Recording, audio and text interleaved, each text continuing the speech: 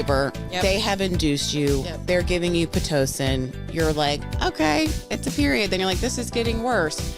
And you're starting to transition, but you've said, so during your pregnancy, 3 months, 2 months, 1 month to your due date. I've been taking that tea. You have been chugging your raspberry leaf tea Because I listened to my mom, as the greats before you. Exactly. Drink this tea, it's going to fucking help. So I'm Right. drinking the tea. So I am starting at this point because of okay, so here's the other stat. So because of when you go in and when you are 2 weeks late, they don't just say like, oh, clock 2 weeks late, we're just send her right into the delivery room and give her Pitocin. They're checking your vag. So for the 2 weeks up to it, they're sending you into consistent appointments to be like, maybe you're not feeling, maybe you're having like contractions. So they are checking, and I got checked that morning, and they're like, your pussy's so tight, your husband can only get one finger in here. Like I was zero dilation, right? But that's what I'm saying. That's what I'm saying. You're talking about there's tightness. I have a question about that too. So like you're saying, so Angel is 2 weeks late and you're going in to get checked at the midwife prior to this to make sure. And then they send you to the specialist to make sure there's nothing wrong. Because when they're letting you wait, then they're like, okay, we need to make sure, especially because of my age and everything, because I was like 36. And right. So I was 36. I was turning 36. So they're checking to make sure baby's healthy, everything's you're good. Getting the doctor's scans and they're everything. Checking you to see if any progress has started, that she's starting to dilate a bit. They're like, oh, maybe she is actually kind of starting, and then that doesn't mean that if I was, for 3 days, like 2 centimeters dilated, they would just let that continue. But yes, they're checking. So the other thing is, prior to you then going into the hospital on induction day and getting the Pitocin, did they do any other methods to try to start labor? Oh my God, they did. And I only brought that up. Yeah. They did. I forgot about this. Sorry. Yeah, it's triggering. Okay, so they do this thing. I don't even remember what it's called. But they breaking the membrane. Yeah, they they pump your pussy up with a bubble essentially, and it's so uncomfortable, and so it's good that you bring that up because this is another thing that people need to know. Like it's so uncomfortable. I had never heard of this because there's that and then there's something else, but like essentially they're just trying, and these are not things. This isn't like, oh, this was invented in the last 10 years. They're still doing the same like old like shit that they've been doing for however long now, and they go in and I forget what it's called, but they're trying to pump my pussy up, and it was uncomfortable. And then there's some kind of, what else did they give me? There's definitely something else. Didn't they also try to like break that membrane? So like literally put their so they put their hand up there and they try to break the membrane, and they're like scraping. That stuff is uncomfortable too. Like think about just when you get a paper cut, you're uncomfortable. Think about someone if you're not a woman, putting their finger inside your butthole and like scraping it up. It doesn't feel good. That's not fun. Some may beg to differ. I'm kidding. I'm joking. Not scraping. Not scraping. It's a scraping, because when you get fingered, it feels great in the right way. This is not that. No. And no. Yeah. This is gynecological. You're in labor. Get your body. So there's also already it into sensitivity and cramping.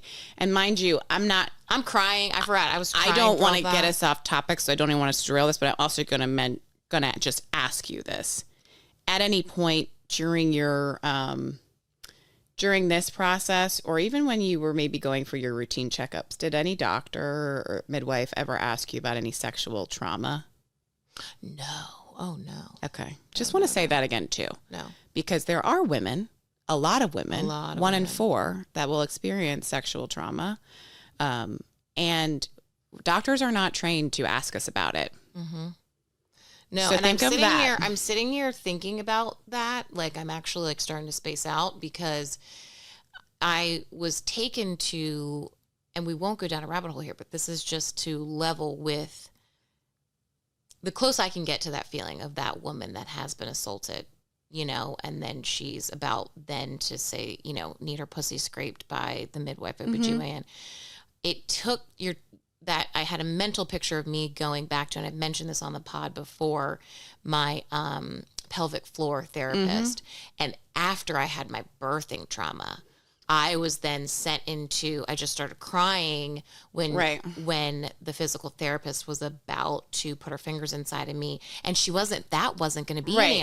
anything Right. uncomfortable. And that's kind of the act. But like I just No, wanted to be. I know, but I'm no one saying I was just triggered just by my childbirth. Yeah, just by the Imagine childbirth that, trauma. and the childbirth trauma. I'm not trying to minimize it, but I personally don't think childbirth trauma, like, I'm sorry, that is not the same.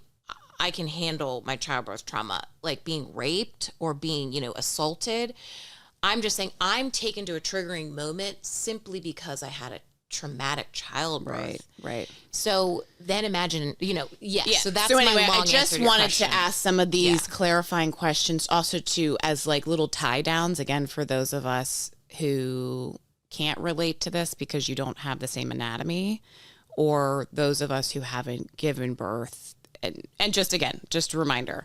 So you're progressing in the birth. You had the drink. You drank the raspberry tea.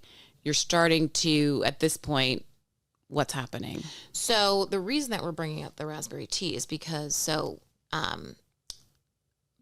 again, remember, the raspberry tea is to get you to the transition point more quickly. And so all of a sudden, I'm in excruciating pain. And I will say this, we didn't tee this up. So this was, 2 weeks before, COVID. 11 days before COVID lockdown. And so my parents were there, Stacey and Jinx were there, and Joe was there. And so like that was my... Lindsay's our oldest sister. Yeah, Lindsay Kiki and I were was there. sick, she wasn't able to be there. And then, so that was like my team of like my crew who was hanging out with me that day. And then obviously we planned, I shouldn't say obviously, so we planned on when the actual like the pushing was going to happen then, that it would just be me and Joe and Mom. And so during this whole time, like all, in the beginning, you probably remember I was like bouncing on the ball and I'm like, it's not that bad. And then it took a drastic turn. Yeah. To the point that like you're saying we hadn't planned it. I wouldn't have been able to be in the room. I mean, obviously I would have been there if Morgan needed me and we didn't have Mom there, right? And like it was just her and Joe, whatever. But Morgan has a high pain tolerance. It's relatable to me. We're sisters. We grew up playing the same sports. I consider myself to also have that same high pain tolerance, right? And then it takes a drastic turn and it goes from like, okay, like we know you're in pain. We're all over here, to being like, Morgan's now like on the ground and like JD's like picking her very like, I don't want to say lifeless, but I mean, you were just like exhausted. You could see it, but you also at this point were like, I can't do this kind of thing. Like, not kind of thing. You were just like, how much longer is it going to be like this? And I remember walking out of the room and it was me, Lindsay, and Dad, because they were maybe coming in to check you or something. And we all didn't say anything. We just looked at each other. And if you're not watching, we all just looked at each other with this face of like, oh, fuck. And Dad said, that was really hard. That was hard to watch. I was like, holy shit. And Dad, and I'm looking at Dad and he's like reassuring. Yeah, right. Dad's seen this 5 times with Mom, who again, we said just, she didn't have any drugs. And it's like, no shame to that. We're just giving you the details of talking about pain tolerance. And like Morgan was saying, you're assuming you're going to do this thing that not only women have been doing forever, but like, your mom has done and your grandmothers have done. Yeah. And so I was just like, holy shit. Lindsay was the same way. We felt concern. Mm-hmm. It didn't feel, I was also in the room when Kiki was in labor, and again, not there for when she was like delivering, but which I saw her in immense pain, but it was different. Like it was just different. And Kiki didn't have the induction part, but it was a fear level that we were all like, oh. So anyway. Yeah. And so, at that point, when you're saying, I was on the ground, so like I was just trying to, move and get in a different position and get comfortable.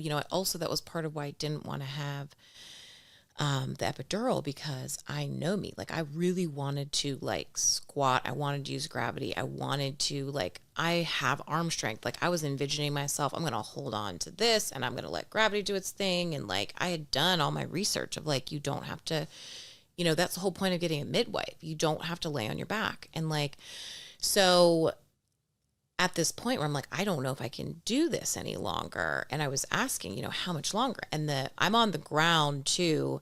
And I peed myself, and like, I just felt like I was like losing control, but I couldn't tell what was what. Yeah. And I remember mom's voice being like, oh, like so disappointed for me because like, just like that it wasn't something that needed to happen kind of a thing. Yeah. And the midwife, because you weren't in the room then at this point. No.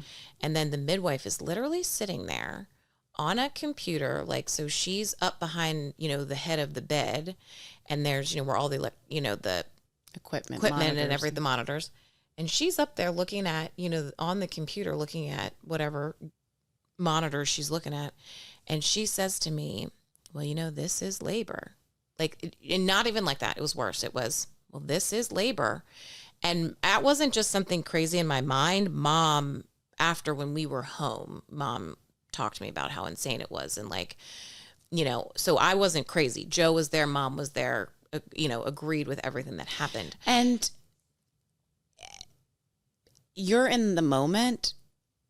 So again, just like you're saying, that wasn't me crazy because I'm not making that up. You're not making that up. And I've been tone. in the situation too with the women's health stuff where you're like, I have to just take note of this and move on. This is not, Because I'm I trying can't to survive. address this. I'm trying to survive. Moment, I just want to get the baby out and healthy. When you, and again, I'll get us back on track, but I'm just curious in that. When you got home and mom mentioned that to you, what was your thought?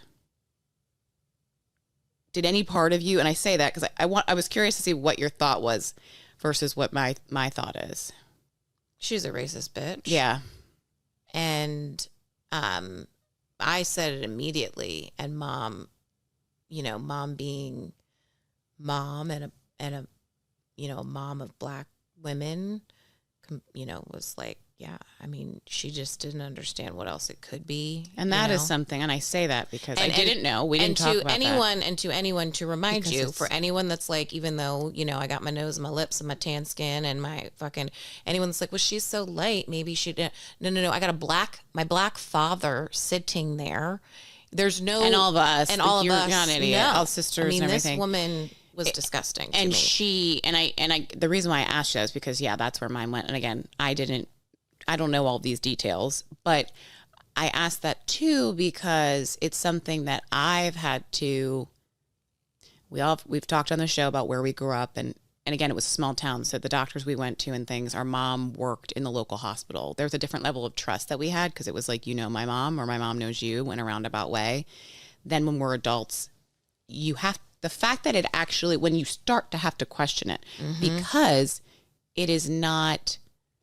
I mean, facts are facts and data is data. If you don't like data, sorry, you're not that smart. Just going to say it.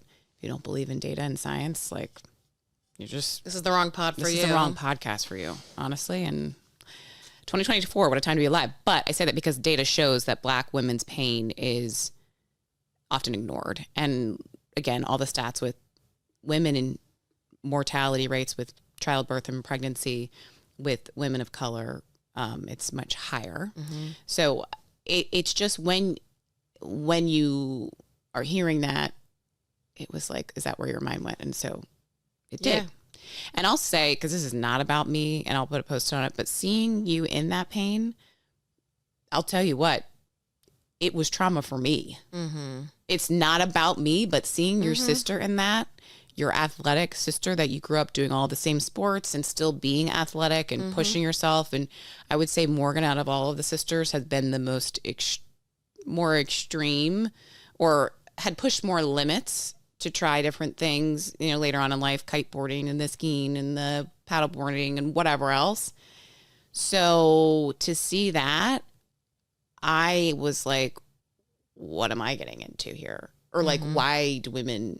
Like, that's scary to see it. So once she says to you, you're on the floor, JD's ripped you off the floor, you've now, like you said, he peed yourself, and mom is like, this isn't normal. And what, then what happens? So then, I don't know if she was refusing to check me. I know she just definitely didn't check me again. I don't remember if she checked me in that moment, but like they basically, you know, I think she refused. there's definitely a time when she refused, but I couldn't remember when exactly it was. But so what I'll explain when we're saying checking. So dilation for everyone can change. That's the point. You can go from 0 to 100. Everybody's different. So you could be at 3 and then in an hour later, you're 10, you're at 10. And so that's why the doctors have to, like Stacey was joking in the note cards, being able to, figure out how many fingers, because you have to keep going back. That's the only way to know. It's not a clock, there's not a certain amount of time. And so she didn't go back and check again. And she had said, and this was the thing that I knew going in, that when you are, I don't remember if I was like a half centimeter or 0, kind of dilation before I went in for the why am I saying induction? For Induce. Yeah, the induction. Because when I went in, they were like, you're so like almost at 0 or at 0 that typically this is a 24-hour, easily a 24 plus hour process, like 24 to could be even longer. Right. 24, 48, maybe longer. So I went into the hospital, my appointment, or when I was supposed to be induced was something like 9, 10, I think it was like 10 a.m. And I think I was induced right around 10. I ended up having Angel, I birthed him the same day. So whatever time Joe would remember, I guess I had him at like 11 p.m., 11:30 p.m. It was pretty late because I remember thinking it was like 11:30 p.m. the next day. Because it was almost going to be the 29th. And I was like, ideally, I don't want to leave your baby. And so it was late. And so, but what they were assuming was there was no way I was going to have, and this was the midwife too, was like assuming there's no way I was going to have the baby within a 12-hour period, but was also thinking for herself, she was like, she gave me, I was like, I'm so uncomfortable. She wouldn't check me again. And so she was like, I can give you, I was like, is there anything? And I had remembered reading this. There was some, I can't remember the name. It starts with a K. There's a medication they can give you, and it's not a pain med. It's not like you can then, have an epidural. It is, it's almost like getting super stoned. Like an anxiety And med. anxiety really just takes the edge off. And so I was like, I need that. It'll take the edge off. So I was kind of out of it. Like and loopy? starting like kind of loopy. And this midwife told everyone, leave, go home, go get some sleep, was trying to tell my mom, told everyone, turn the lights off. The lights were literally turned off in the room. Told, everyone, this is, she's not going to have this baby for 12 hours kind of thing. And so the midwife leaves. She goes to sleep. And I remember this moment. This was around, because this is like when we had left the room at one point when you were getting checked, and we were like, oh my God, she's in so much pain. And I remember then going, we were there when she said, go to sleep, because I remember I literally said to Lynn's outside the room, I was like, I just don't understand. Like, am I missing something? How is she going to sleep? Like, we just saw her like in immense pain, and now you're like, turn off the light. And I get it if it was like, okay, she didn't want do to what be you there. need to do. She went downstairs and she went to bed. And she, was insist. And I'm like, how is even Insisting on Donahue it. going to sleep? He's not sleeping right now. And so my mom was like ignoring her and was just like, okay, like I'm going to stay behind and get things like together, make sure she's situated. Yeah. Everyone not leaves. leaving her side. Exactly. Everyone leaves. Joe wasn't going to leave my side. And mom says to him, you need to get some sleep. Just lay down. Like they have the little couch bed thing and lay down. So he was like right next to me in the thing, but he was laying down. Hadn't slept, of course. And so mom's holding my hand and I'm out of it at this point. This is like I said, all of a sudden they've given me something to feel super stoned, almost like I would say, maybe something like you get at the dentist or something, you know what I mean? And all of a sudden I'm like, Mom, I'm talking to her. I'm like in pain and I'm like trying to like understand. I'm like, where's Joe? Where is he? Like, cause I'm out of it. And then I say, I have to push. I was like, my mom, I have to push. Like I can't stop it. Like there's a sensation. I have to push. And so mom, and I say, where's Joe? Joe jumps up. He's then standing at my side. Mom goes, I'm running to get the nurse. Mom goes, gets the new nurse who's on call. I will say, by the way, all the nurses were super nice. They're not, they don't. Yeah, they're just following very lead, kind. you know? So mom goes and gets the nurse. The nurse, knowing what she's doing, checks the dilation and says, I'm getting that midwife in here now. She's ready to go. I ended up having that baby minutes later. And it was, she's not exaggerating the minutes part. It was crazy because we seriously were you standing. still there? Yes, we were walking. I remember, it's like, you out of the unit, they have another typical hospital double gotta keep doors. going, yeah. We were just outside the doors and we said, all right, I think we were standing there, Dad, Lindsay and I, and we were like, well, should we go back to the house? Yeah, we were going to go back to the house. And I think we were just texting, like, probably the sisters, the update of like, okay, well, we're going to leave. And we just had turned, we had paused there. We just had turned to walk away. And then the doors open and Donnie, who comes out, was like, she had the baby. Oh my God. Our mom called us and said, don't leave. And we were like, what? Or she'd text us, don't leave. It's happening. And we were like, what? And so we stopped there. We were like, okay, we'll stand here. And then it was, within minutes, Donnie, who comes out and is like, he's here. And I'll go back and say, when the nurse that then mom was like, I'm going to go get the nurse and she checks you. Just a thing on the checking part, because this same thing happened to Kiki where they were like, we don't want to check her. They say they don't want to check you as much because it can leave room for infection anytime you're like opening up, going in the cervix to check. And so Morgan's saying about this, the transition piece, just highlighting that similar thing happened with Kiki that happened to Morgan that I witnessed, which was, we're not doctors. Again, this is mom, but a nurse, OBGYN, or what do you call the type of nurse? Anyway, a delivery nurse for literally 40 years saying this raspberry tea, I swear by it, like to drink it because it does, then it can change that dilation once you like get That's started. What it's supposed to do, exactly. So they're like, when other people, they don't see this, and also you're not seeing natural progression. They're like, because same thing, the nurse also just denied Kiki. And like, mom was telling this midwife, she kept trying to be, and it's so disgusting, but I remember mom doing this, and I remember talking about her afterwards. Mom was doing her, bring the kindness, bring the great bedside manner, and gently, because you have to worry about, because there's some like entitlement with a doctor. I understand that you've gone to medical school, or I understand midwife, you've done whatever fuck training you've done. But my body's my body. And the fact that you're not listening to me, I'm paying your fucking bill. There's no free fucking healthcare here.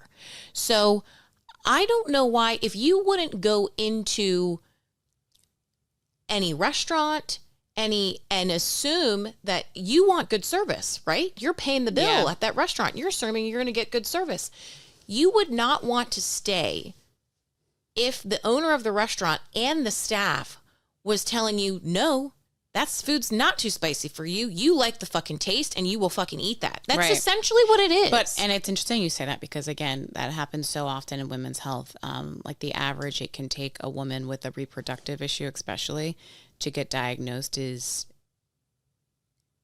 10 to 12. It might be 11 years. Definitely a 10. minimum of 10. Minimum of 10. And I heard that stat recently. And I thought, well, that's interesting. It took me 12 years for my diagnosis with the PCOS. But I say that because it's like you're saying, the ignoring. The my body, the gaslighting of, I know this. And it's also like, I don't know anything about your midwife, but again, I know OBGYNs. We have to start somewhere. I do know she was later fired, so I know that. Well, I know OBGYNs that are OBGYNs before their mothers. So you don't fucking know what it's like because you haven't experienced it. Same thing when a male OBGYN, and again, I've gone to many male doctors. I like them, but I'm like, you don't know though. Even if you haven't experienced it though, every body, every situation is different. Yeah. Listen, that's why the best doctors that I've had throughout my healthcare journey have been the ones that listened. It's not necessarily that they knew more, that they were more talented or more intelligent. They listened to be able to help me to the best of my ability. Right. So then, you know, to just wrap up the birth story, because we're there. So, you know, has ignored me. And then obviously the nurse comes back in and she checks and she's like, oh my God, I'm getting the midwife. And so then the midwife comes in and, oh, did her fucking personality shift when she realized, oh, I was wrong.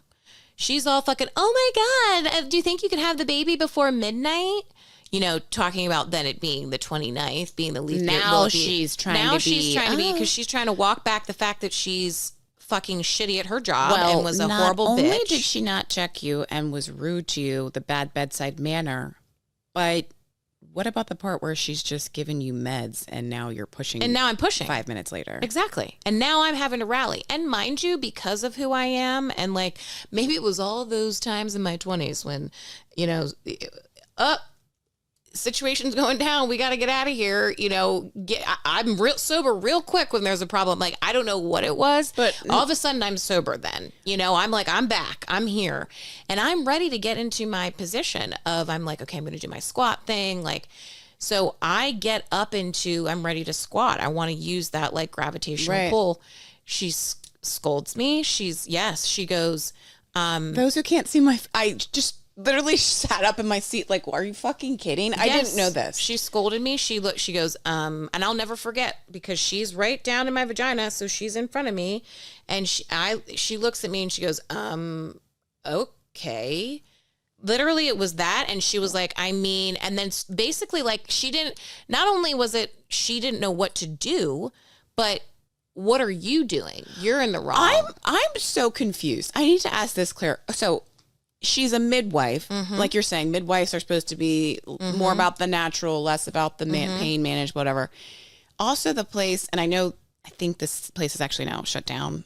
Not because of anything. It's a different place. I think it basically got acquired. So yeah, I guess it wasn't shut down, but the other part taken where over some by another people, place. like you were saying, you chose the hospitalized version, like go to a hospital, deliver with midwife. At this place, it used to also, they offered services where you could just do the birthing center. Like you're given, you know, water birth, whatever, not going into the hospital. So in my mind, I'm thinking, sure, you're going to be at the hospital in case there needs to be an intervention. But you're going to be squatting like, and doing whatever you need to do. Devices and things there, like bars you can hold on for if you do want to squat. So I'm like, why is she saying to you, like, I think because she was never a racist bitch. And maybe she's also never experienced someone actually wanting to do that. Which is also makes me think, during your appointments, did they ever talk to you about childbirth, options or train? Well, or that like was Lamaze the crazy thing too. Not a thing anymore. They sent us to that. They sent us to. It wasn't called Lamaze, but it was essentially that. I mean, that's where I'm saying, like, I was shocked because that was not. They send you to. It's connected to the hospital, but they send you to the birthing, you know, center thing, and you get to go to these classes. And they talk about like, oh, bounce on the ball and do this stuff. And there's more than one way. And you read the books, the basic standard, like 1 billion copies have been sold on like midwifery. This is what's in there. These are not, I didn't go do some deep fucking research. And that's why too, because I've, well, not many, but I know one of my girlfriends did squat. I know mom had talked about squatting because it's a natural position. You Google childbirth anything, civilization, indigenous people. That's why you say that we're literally squatting in fields. Because if you think about it, especially how babies position head down to the birthing canal, like it would be so easy. Laying on your back, pushing anything. It's just like you taking a shit, laying on your back. Well, they say that the reason there's a couple reasons, but they say the beginning of, so like you mentioned before, the heavy drugs and they have to lay on their back, but they say that that there was also, though, the laying on the back may have, and they believe, I think that's actually factual, but at least there's some theories and documents on it, that some king wanted to see his kids born, so made his wife lay on her back so he could visually see it. And then not long after that is when they started drugging everyone, so they had to lay on their backs. I was going to say the drugging thing, because I even said that to a friend's mom, like she's like, no, like they drugged me. I didn't need to be. And I was like, I don't understand. I go, this may sound stupid, but how do you give birth. And she Yeah. goes, your body just does it. Well, and that's the thing, is that in that moment when I was like, oh my God, I have to push, I understand that your body just does it, because I couldn't control it. Could not control it. I've never had a feeling like that. It would almost be like when luckily I've But never. you probably had more forceps babies then during that time. Oh, I'm sure. But That's also why. I'm just saying, like, think about something that literally your body, you can't control, like barfing or shitting or when yourself. you have like diarrhea. Literally, where you're it's the like, same yeah. thing where you're like, there's something that like my body, it's really almost even more really like the throwing up, where there's a muscle inside of you that's forcing Like the throw up and you expel, yeah, can't pressure. stop, you know? Yeah. It's the same kind of thing. You can't stop the feeling. So then the cord is wrapped around Angel's neck. And so then then she's real scared. Not only have you now drugged me, not only have you, turned me away, told to turn the lights out, but now the fucking cord is wrapped around his neck. And we don't have any options because it's all happened so quickly and da-da-da-da.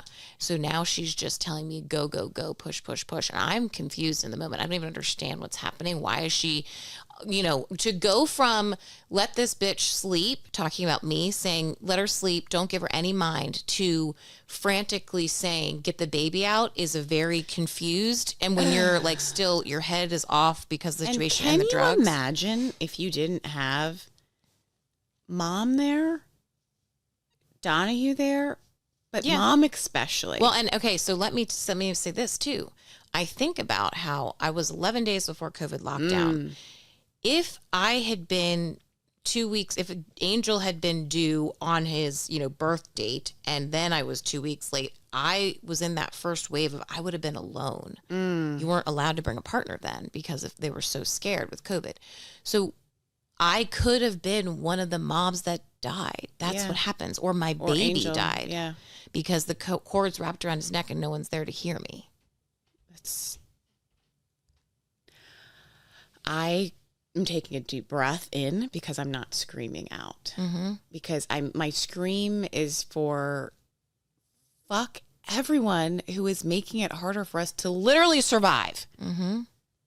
This is, I'm not trying to get political, but this is the election where it's like, you hate women or you don't. It's as simple as that. And I know it's. I hate everyone. I don't hate everyone. I love all you listeners for being here. But I'm like, really, you guys, though, this is like, it's scary as fuck. It's terrifying. And again, I don't want to tangent, but this was a part of my therapy for a year.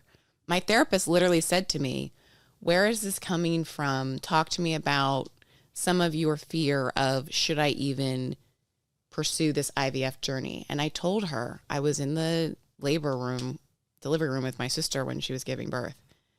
And it was intense. And it wasn't about how hard this is. It was seeing you deal with that, suffer, and knowing then that what's it to could be come you. after, Yeah. knowing it could be me and your baby, and then a lot of it too was that I was also had experienced already. Well, you already had in trauma the from- fertility, fertility, with fertility no clinics of diagnosis. how I was being treated Yes. too. And I said to her, and I'm like, and I'm also just a Black woman watching the news, and I'm not an idiot. I do my research, and I'm like, I don't trust these people with my life. If Venus Williams, no, actually it was Serena. If Sorry, Ser- yeah, you why know, is it- I gotta. If Serena Williams, the most, one of the most famous Black women. Most famous Famous Black female athlete. Most famous yeah. female athlete, maybe. Yeah. But certainly, if she almost dies in childbirth, like, what the fuck are the and rest that's what of you're us? saying. It's not just like hearing, if you hear just about her story, you're thinking, oh my God, I can't believe something crazy happened. But you're like, no, it starts out scary. Like you're saying. So anyway, so you have Angel. Thank God he was healthy. So I push. He comes out with the cord. And because I pushed him so hard and so fast, Mom was like leaning in my ear saying like, you've got this, Morgan, you have to go. She was then because at that point, I also don't trust this woman. So I'm like, do I need to be fast? Like, why is she fucking panicking now? I'm like, I've seen, I prep myself with like, okay, push, breathe, breathe, breathe, push. It wasn't like that. It was like full panic, get the baby out now. And so then I was only listening to like Mom and Donahue, and Mom leans down and whispers to me, Morgan, do this now. You've got this. It's like, the last 100 of, the 400 dash when you're giving it all your might. Like, she's hyping me up, and I'm realizing then in that moment, oh, yeah, okay, she wants me to give all my might. Like, I'm going to barf. I'm going to try and win the race. I'm passing 4 girls of the last, and I'm, pushing for the finish line. And so I push with all my might. So I push with all my might. Angel comes out. Angel's fine. Thank God. He's healthy, but then the midwife goes, okay, there's a lot of bleeding. And I'm like, what are you even talking about? So she's like, okay. So then she's saying, I got to stitch you up, blah, blah, blah. She's like, wow, there's a lot of blood. There's a lot of blood. So I realized later that the reason that she's saying there's a lot of blood is because then I am having to push so hard and so fast, and I'm not squatting. I'm not using my gravitational pull. I'm not, they're not able to do any of the massaging that they're supposed to be doing around my vagina because it's gone from 0 to 1,000 in 5 seconds. So it's just my vagina rips. And so I was lucky where it ended up ripping wasn't permanent damage to my clit, but it was, in that, like, for orgasms and everything. But it was right next to my clit. So it was the healing process of that was the most excruciating pain. She, also couldn't see that well to put the stitches in. So I am in excruciating pain when I'm home healing because of the sensitive spot where I was torn. And it was also COVID at this point. Lockdowns happened. Right. So I was terrified to go to the even hospital. go to they the were hospital. telling you don't go for anything. You weren't allowed. They're telling you don't go. So I was scared. So I go back to the midwife. I was like, I don't want to see the midwife I had before. There was a new black midwife I told her what had happened. She's like, okay, you're my patient now. Da, da, da, da, da. So she tries to stitch me up. She's already seen that it's probably been too long because I'd been scared to go in. I was going to say, this had been how many days? Yeah. I mean, it had been 2 weeks probably. Because that's the other thing too, which I don't know. Vagina is different, but like just having stitches on my body. No, other once places, it's open that they are long, like, there's nothing you can do. They're like, because the tissue starts to change, but they're like, just with getting normal stitches, right? They're like after 12 hours, they're kind of like, oh, we're not going to do this. Yeah, exactly. So she was like kind of appeasing me and being like, I will try, but it ended up, one, she didn't put in enough stitches because that's the midwife way, which I learned later, which is also like, because they're like, oh, less is more. I'm like, no, not in this scenario. Not in fucking stitches, you jackass. It's like, let me put 3 stitches in the hole on this shirt and then hope it fucking stays. Anyone that's a seamstress, it's the same goddamn thing. Anyway, so that happens. I don't think it would have mattered because it was too far gone, but she was appeasing me because I was like, I'm in a spiral now. I'm already going into depression. I'm in pain. I'm like, I don't want my pussy to be ripped. I'm having all of these things are happening at the same time. I'm postpartum already. All of it's rushing through me. The hormones are crazy. And so I ended up I have permanent broken pussy. Luckily, I can't feel it. I still have intense orgasms. Thank God. I did. Thank God. How quickly after, because again, like we talked about last week too, in the episode about, mental obviously being just as important as physical. How quickly after you gave birth did you start feeling postpartum depression? I think immediately. I think because the situation was so extreme. And also, it's hard to say because there's postpartum, but then there's also just, you get your body, there's floods of hormones that come at different moments because your body's then, okay, baby's out, this part's supposed to heal, and the breastfeeding happens. So literally, like, as you're breastfeeding, your uterus is contracting, like, so that, like, all of the body is Yeah, an you'll start. incredible That's thing. what's so weird. I didn't know. Someone told me that you start to have contractions, Yes. or other girlfriends, not someone, say like, Yes. I'm actually having contractions again. I'm breastfeeding. And Yeah, you have contractions kinda because coming the back uterus has together. to come back together. You know, Get tighter. your body has to come, come back together. And so there's all these natural things that are happening. So it's hard to say because, I don't know what it was, but I think for me, I had a horrific traumatic birth, but then COVID lockdown also happened 11 days later.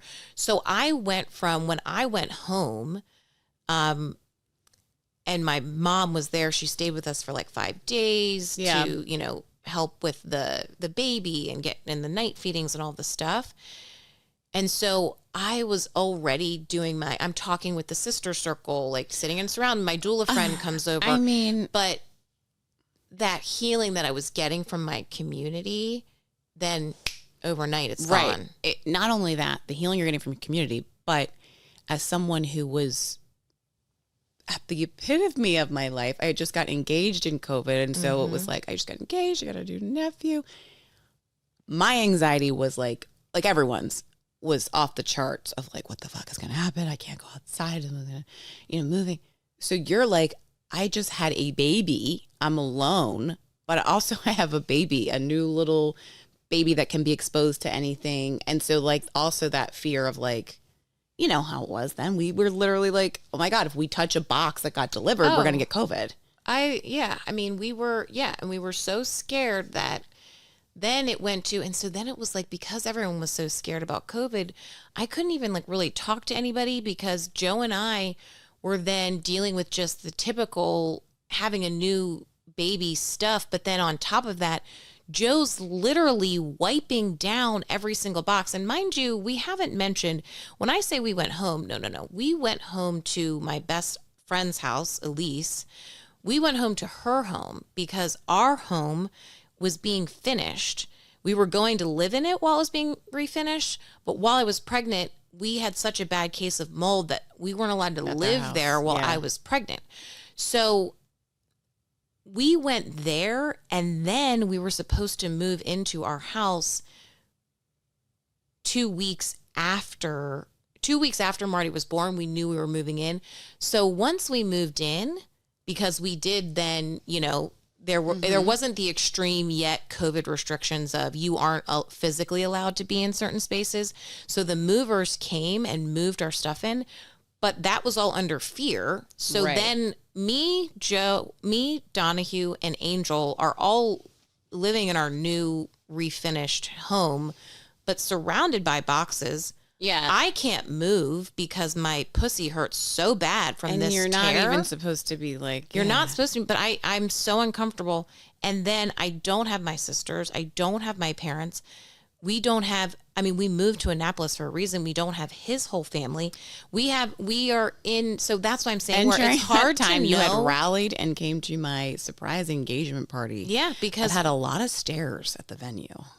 Yeah, a lot of stairs at the venue. And it was weird though. It didn't even hurt. It didn't hurt as much until later. I think when the stitches were totally dissolved and they didn't work, But so my point is, it just was the traumatic birth would have been enough. But then when you're removed from your sister circle, you're removed from the distraction of like the community. And then for someone who can't handle clutter to then move among boxes, my hormones. So I don't know if it was all of it. Then I'm in postpartum depression and I'm obsessively thinking about the tile in the bathroom. And, it was a pretty quick downward spiral. When you knew, because obviously that's also the thing too, where like a two-parter. One, no one at this point can relate can relate to how you're feeling giving birth in a global pandemic because unless you knew someone that was literally like due at the same time, you didn't know anyone. So there was that non-relatable experience to anyone. But did you, when the postpartum starts, when you start feeling that, you said that was pretty immediate. Could you think, maybe you weren't thinking in your head, but did you know of other friends, family that had gone through postpartum that were open with you about it? Yeah. One of my best friends from growing up, but you know, it was hers though, was almost like she didn't even realize it was happening. And then she did, you know, it was kind of, and it was so much, it happened so many years before. Right. When I you had weren't a baby. having a baby. And So I was just curious of that too. Just I don't remember that you, being a conversation that I had with friends. Not to say that they didn't go through it. I just don't remember having those conversations. But you also don't remember, you know, when people are, because like you're saying, even with me, without having a kid, I can still think of, you know, my girlfriends that were like, yeah, but this was hard, you know, or were pretty forthcoming with it. And then the other girlfriends that then were forthcoming once that person shared. Yeah. Yeah. But I was just curious. No, yeah. And so, you know, then there's the typical, there's so many things, like we could sit here and explain the diapers and all of these things that you are wearing. I don't mean the diaper for the baby. I mean the mom, like, and the, you know, the checkups afterwards. I didn't have those in a normal way because of COVID. And well, you didn't have those, but like, I remember you actually saying this, and it was the first time I thought about it, was like, you know, all they want to know is about the baby. Yeah, they weren't checking up on me. What about me? Yeah, they weren't checking up on me. They weren't. It was, which you know, is so reminiscent or so parallel with the U.S. The overturn of Roe v. Wade, because it's all about, okay, get the baby out, then go. You have your pediatrician appointments are locked and loaded for like the first year of that kid's life. You're going to those appointments right after you get out of the hospital. You got appointments every 2 weeks, and then it's every month, and it's constant. The mom gets like, there's like 2 appointments. It's something and everyone, psychotic. and you know what the societal, what, again, someone who hasn't given birth knows, and even dudes probably knows, 6 weeks. Oh yeah. Of 6 weeks appointment. Can you fuck again? Can you have sex? Can you exercise? And I'm like, 6 weeks. I don't even care if you had like a baby with a head size of a Barbie doll. Your body just went through that. You're breastfeeding, you're up, you're whatever. Who the fuck is thinking about having sex? Oh my God. I honestly am like, and what man is like, can we go? I'm like, go jack off in the corner. Go fuck yourself. Cause I can't even think. Should I shove something up the tip of your penis? And I will say too, you know what I'm also sick of? I was super disappointed with the shaming on I don't watch a lot of the Housewives anymore, but the New York City, when they were shaming, what's her name? The mom that had the twins. And they were shaming her because she hadn't had sex with her husband in like a year. Gemma or something like that. The English one. Yeah, I know. I'm having. We'll think about it, but I think you're all right. I'm pretty sure it is Gemma.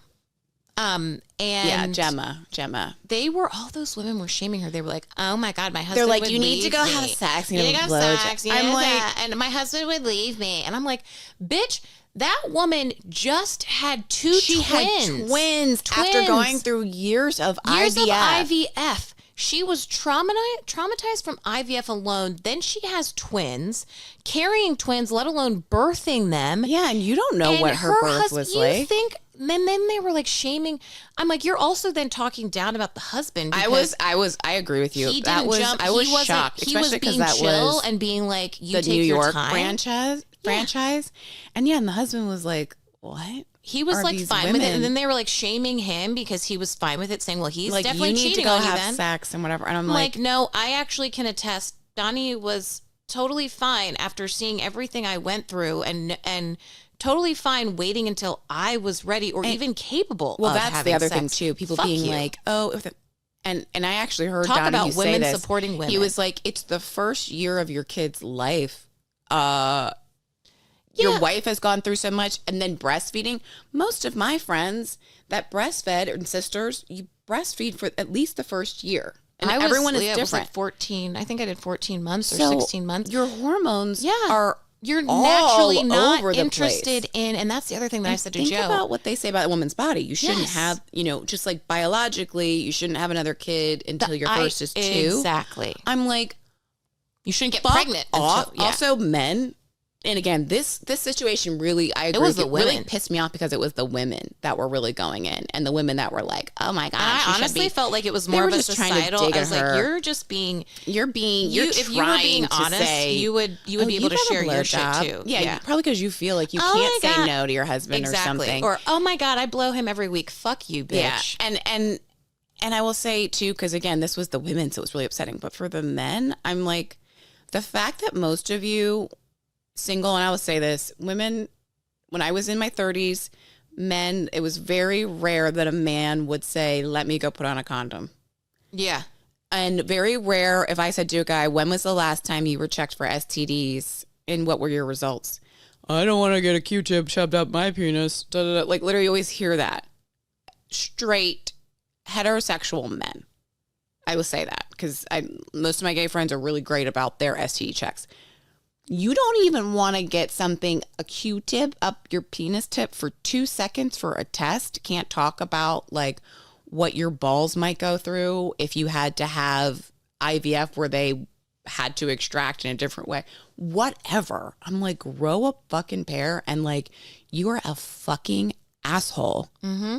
If your wife is like, I went through this, my body is fucked. Yeah, I 1000% agree. And I'm saying to men and women, I don't care who you are. If you are not a woman supporting women, and even if you were like, you know, I didn't have that experience. Your even body is different. But here's my thing. Even if you were the woman that was able to, good for you, your pussy went back to the 14-year-old tightness 6 weeks after. You didn't have to get any stitches. Yeah, awesome. Great for you. The baby you had walked a 4 out. pound baby and the baby slid out of you. Really happy for you.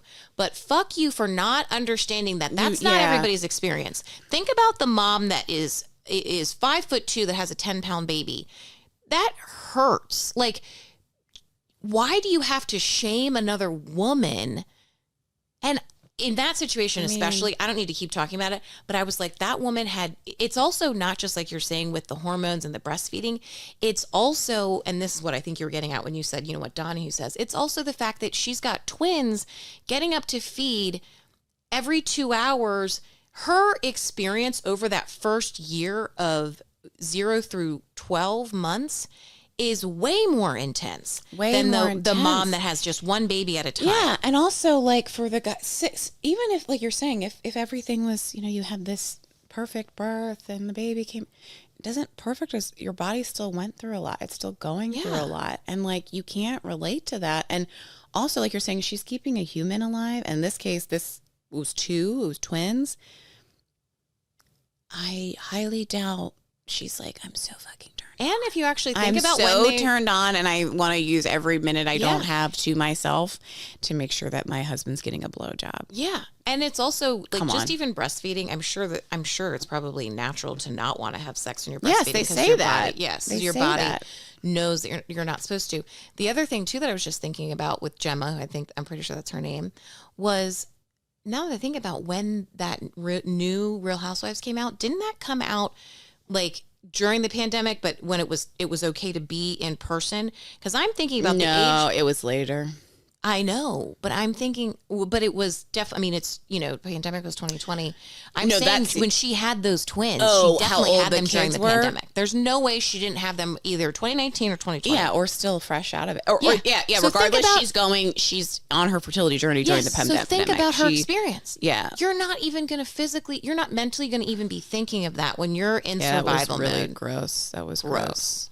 And you know, I love New York is my favorite franchise. So I was like, girl. It was disappointing. But anyway, to round this out, so, you know, and I think this is because obviously we've recorded now a long time. Maybe we released it as one, or maybe it's a 2-parter. But this is where we're going to get in, what we're going to get into later too. We were talking about, you know, we're talking about today my birth story and the journey right after.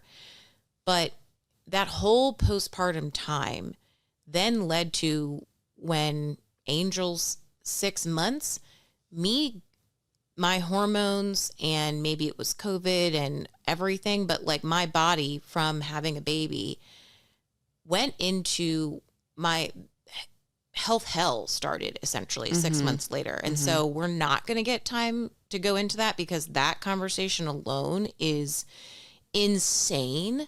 And I will share it all because I've actually had so many people that once they hear about it are so thankful that I've shared with them because they're going through a lot. And the number of people that are disabled in this country, so many people can relate to these health journeys. And it's just like shaming women, shaming the disabled, and shaming people going through a difficult health time and not being comfortable talking about it, and, you know, the cost of healthcare, all of those things are so real, and we're so taught to like deal with that alone that not question doctors. And I want to be here as like an advocate for other people to speak up for yourself. So we'll get into that too. Agree. And that's such an important thing to say. Cause like you said, there's, what do they say it's the 4th trimester, right? Mm-hmm. And it's the first year of your kid's life is still part of that postpartum. Yep. Really, I think it goes beyond the first year. Mm-hmm. But like you were saying with just the advocating and the journey, and what's been interesting too, is when we talked about in an earlier episode, the infertility and acne episode, one of the reels that we posted from that talking about the struggle of getting a diagnosis, which we mentioned earlier in this episode, it takes an average of 10 to 12 years for a woman, especially to get a diagnosis, and then more of an emphasis when it's related to reproductive health. And they're like, oh, these are just bad periods. Was that we have gotten an overwhelming response from people, and I say people that have a uterus that have experienced, or from their partners that have experienced the gaslighting, and not just because it's PCOS, just talking about the diagnosis. And when we say it's literally gone viral, that you're like, these are women from all over the world, predominantly the U.S. You see in the comments, because there are people from outside the U.S. that have said like, oh my gosh, we can't believe it. For, you know, I'm in the UK, I'm in Australia. For women in the U.S., this is awful. I'm in Canada. It is so necessary. So we're talking about it here because even though we are the most, I don't know, I think I'm pretty vulnerable. I think we're very vulnerable people. Vulnerable. Yeah. That it's still something that is so not talked about on many levels. And so just like seeing like a 30-second reel of us sharing that, and the response it got of people saying, same here, here's my story, this happened to my sister, my aunt. 600,000 people are saying, yeah, same over here. So we know too, even with the people that are listening, of course, social's different than our podcast followers, but like, also think about it. And again, if you haven't been in that position, really think about the partner you can be, the friend you can be, you know, the sister you can be to your birthing friends during that journey and overall. Yeah, absolutely. And I think it just, if you're sitting there thinking, how do I support someone? Your answer is just ask, how are you doing? And when they say everything's fine, you can follow it up with saying, I hope that's the truth, but just know if you ever need to tell me how you're really doing, even at your darkest times, like, I'm here to listen. And just giving that opening, because I will tell you this, thank God for family and friends and the sister circle and therapy, because I don't know. Therapy and Lexapro, I don't know how I would have gotten through it. It was really bad. It was really rough. Yeah. So. Yeah. And like you're saying, the power of community, because that's the other thing too. Like, COVID made it that you were in a situation like so many women are without COVID, which is, I live across the country. I live in a different country, or my parents aren't able to just drive here, or I don't have parents or sisters or the close friends that do ride or die for me, you know? So again, think before you speak. And also, like Morgan talked about at the top of the episode with the ad that was taken down in Times Square for the lactation cookies. Think about the women who would not get that information now because they don't have a friend that says, hey, when I breastfed, these really helped me.